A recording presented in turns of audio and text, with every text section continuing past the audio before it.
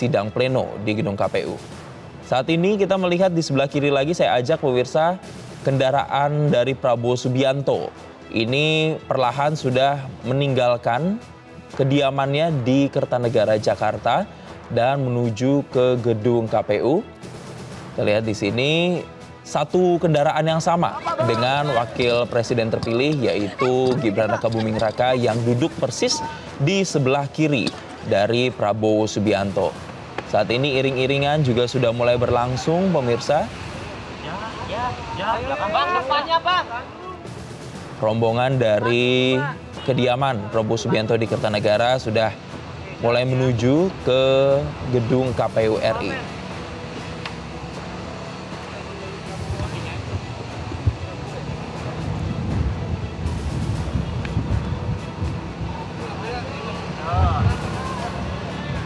Pengamanan juga terus dilakukan, pemirsa, selama perjalanan dari kediaman Prabowo Subianto menuju ke gedung KPU RI.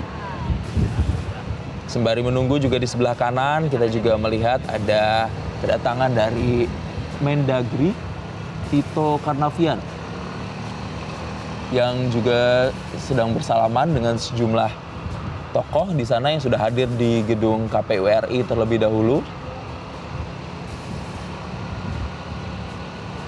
Diperkirakan nantinya Prabowo Subianto beserta rombongan ini akan tiba sebelum pukul 10 waktu Indonesia Barat, karena pada pukul 10 nantinya rundown atau acara dari sidang pleno ini sendiri akan dimulai dan dihadiri sejumlah tokoh penting, mulai dari Presiden Joko Widodo, Capres-Cawapres yang berkontestasi di Pilpres 2024, sampai dengan ketum parpol dan juga elit parpol dari partai pengusung Capres 01, 02, dan 03.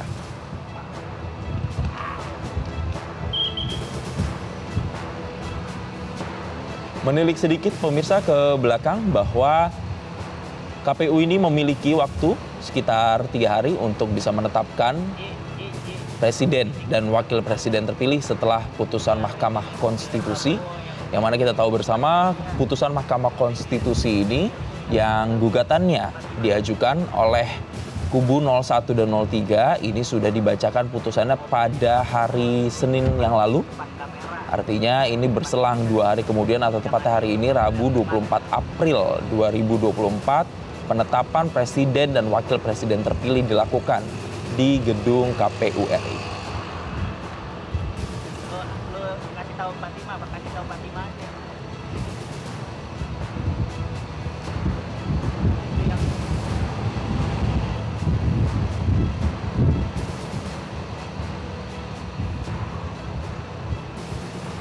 Sejauh ini pemirsa yang juga ditunggu-tunggu oleh masyarakat adalah kehadiran dari Capres-Cawapres 01 dan 03, yaitu Anies Baswedan Muhaimin Iskandar dan juga Ganjar Pranowo Mahfud MD.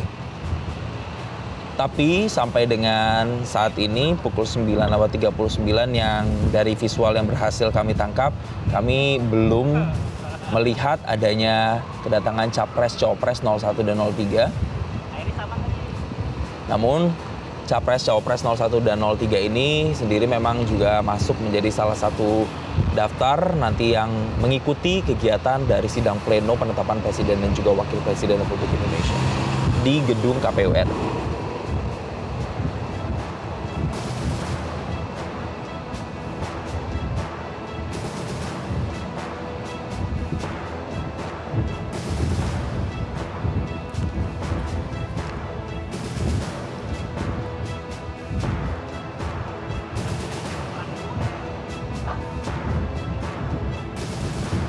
Kami ulangi sekali lagi pemirsa, bahwa nantinya rapat pleno ini akan digelar di gedung KPU RI Jakarta Pusat pukul 10 waktu Indonesia Barat. Dan kami mengutip pernyataan dari Ketua Divisi Teknis KPU RI Idam Holik yang mengatakan bahwa pihaknya nanti akan membacakan berita acara tentang penetapan presiden dan juga wakil presiden terpilih terlebih dahulu. Lalu kemudian dilanjutkan dengan membacakan surat keputusan atau SK presiden dan juga wakil presiden terpilih.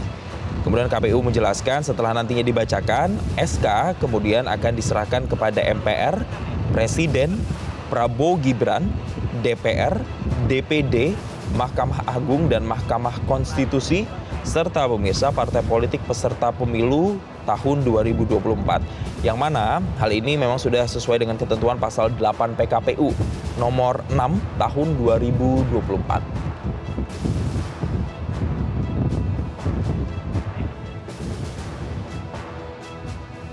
Dan saat ini di sebelah kanan ada kedatangan juga dari Ketua Umum PSI, Kaesang Pangarep, yang sudah hadir dan nampak sedang bersosialisasi tentunya dengan sejumlah tokoh yang juga sudah hadir di sana.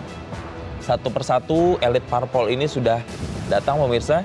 Kami review kembali, tadi kami sudah menangkap kedatangan dari Ketua Umum Partai Golkar, Erlangga Hartarto, kemudian yang datang juga tidak jauh bersamaan waktunya dengan Ketua Umum Partai Demokrat, yaitu Agus Harimurti Yudhoyono, yang nampaknya sudah masuk ke dalam gedung KPU RI.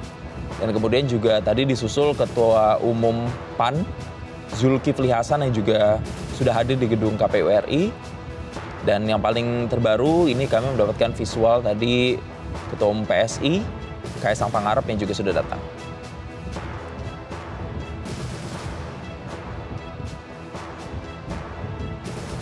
Kita lihat di sebelah kiri, pemirsa, juga pengamanan terus dilakukan demi kelancaran dari kedatangan Presiden terpilih dan Wakil Presiden terpilih Prabowo Gibran yang sudah melakukan iring-iringan dengan kendaraan berwarna putih menuju ke gedung KPU RI.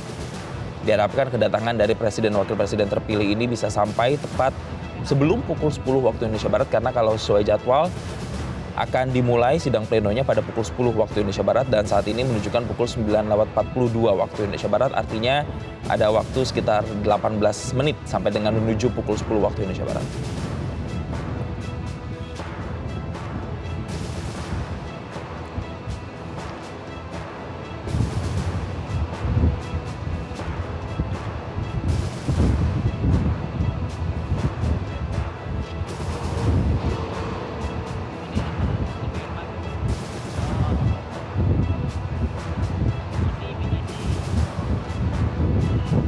Dan pemirsa, untuk kemudian menunggu dari kedatangan Presiden dan Wakil Presiden terpilih, saya kembali lagi mau melanjutkan dialog bersama dengan narasumber kami. Saya mau ke Mas Burhan dulu. Mas Burhan, kalau kita sudah tadi membahas masalah transisi pemerintahan, tapi kan kita melihat juga dari pertemuan elit misalnya Surya Paloh dan juga kemarin Gus Imin menyatakan belum secara resmi akan berada di dalam pemerintahan atau di luar pemerintahan. Itu kan belum secara gamblang diucapkan, belum secara resmi. Akan tetap memilih jalan perubahan. Betul, dan katanya membuka buku baru, menutup buku lama. Ya, itu tuh apa tuh yang bisa kita maknai bersama dari pernyataan itu? Ya, dalam politik, terutama di panggung depan, kita seringkali diingatkan untuk tidak membaca dari apa yang tersurat, tapi apa yang tersirat. Jadi reading between the line. Itu yang seringkali diungkapkan oleh para ahli komunikasi politik ketika membaca sinyalemen dan sekaligus pernyataan politisi. Dari dua tokoh partai pendukung 01 tadi, Bang Surya Paloh maupun Gus Muhaimin, memang dari gesture dan sekaligus pernyataannya yang kelihatan lebih mungkin untuk masuk ke dalam skenario koalisi Prabowo Gibran adalah Nasdem. Karena pernyataan mari kita tinggalkan lembaran lama dan kita buka lembaran baru, ya new chapter, itu lebih dari cukup buat saya gitu ya untuk menyimpulkan bahwa ada satu intensi khusus ya buat Nasdem untuk masuk ke dalam pemerintahan Prabowo Gibran. Dan itu tidak ada yang salah dalam politik biasa ya. Proses komunikasi politik tidak hanya koalisi berdasarkan nominasi Pilpres, tapi juga koalisi pasca Pilpres. Nah, untuk PKB, meskipun pernyataan resmi dari Gus Muhaimin mengatakan masih setia dalam jalur perubahan, tetapi kan ada pernyataan lanjutannya. Apa yang baik dari yang sekarang itu akan dilanjutkan. Jadi menurut saya PKB juga termasuk nominator serius bagi proses pembentukan koalisi Prabowo Gibran. Apalagi jangan lupa ya, PKB ini adalah teman koalisi pertama Gerindra. Agustus 2022 itu Gerindra membangun koalisi kebangkitan Indonesia Raya bersama PKB. Ya, memang di tengah jalan itu ada komunikasi yang tidak ketemu, terutama berkaitan dengan posisi Wapres Pak Prabowo. Dan meskipun berpisah jalan, PKB ini pisahnya baik-baik. Ya. Jadi memang unik ini PKB ya, pacaran tanda kutip politiknya dengan Prabowo, tetapi nikahnya dengan Mas Anies. Tetapi ketika berpisah jalan itu tidak ada komunikasi yang buruk. Artinya masih baik. Lain kan misalnya antara Pak Jokowi dengan Ibu Mega. Itu kan betul-betul residu pilpresnya masih terasa sampai sekarang. Tetapi untuk PKB itu ketika akhirnya menempuh rute yang berbeda berkaitan dengan pilpres, itu tidak ada yang terluka di situ. Ya. Pak Prabowo juga masih membuka pintu lebar-lebar buat PKB untuk masuk. PKB sendiri, jangan lupa, tidak pernah punya pengalaman berada di luar pemerintahan. Karena kebetulan sejak 2004, era pilpres secara langsung, siapapun yang didukung PKB biasanya menang. Baru kali ini kalah. Itu pun langsung ketua umumnya yang jadi wapres tapi kalah. Tetapi sebelumnya pileknya menang. Pileknya menang karena dia sudah double digit ya. Jadi sebenarnya PKB sudah untung ya dari sisi itu. Dan jangan lupa pula di antara partai pendukung 01 basis konstituen yang paling bocor itu PKB. Jadi dari semua exit poll itu menunjukkan basis PKB yang justru paling banyak memilih Prabowo Gibran. Meskipun ketua umumnya, wapresnya Mas Anies. Nah ini berbeda dengan basis PKS maupun basis Nasdem. Jadi PKB sebenarnya bisa saja berkomunikasi di belakang layar, mengatakan turut berkontribusi atas kemenangan Prabowo Gibran. Karena tadi basis PKB yang terlalu banyak mengalami split. Jadi saya sendiri tidak terlalu yakin PKB akan tetap berada di luar, gitu ya. Dan elit politik punya banyak cara untuk menjustifikasi langkah politiknya. Kan bisa saja dengan mengatakan perubahan itu diperjuangkan melalui koalisi di dalam pemerintahan. Kan bisa saja kan dengan mengatakan sekarang masih setia dalam perubahan, tapi supaya perubahan itu tadi bisa dieksekusi dalam kebijakan PKB masuk ke dalam pemerintahan Prabowo Gibran. Kan bisa saja nanti kalau misalnya terjadi kesepakatan ya berkaitan dengan PKB. Masuk ke dalam koalisi pemerintahan. Tapi lagi-lagi per hari ini kalau dibuat kayak semacam gradasi ya, itu PKS dan PD Perjuangan kemungkinan besar ya ada di luar, kecuali ya ada kejadian yang membuat semuanya ditarik ke dalam pemerintahan. Sementara Nasdem, P3 itu yang paling besar potensinya untuk masuk dalam pemerintahan. PKB meskipun tidak sebesar potensinya dibanding Nasdem atau P3, tetapi lebih besar kemungkinannya masuk ketimbang berada di luar.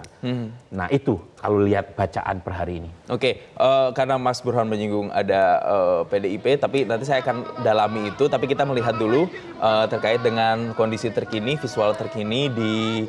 Jelajahi cara baru mendapatkan informasi. Download Metro TV Extend sekarang.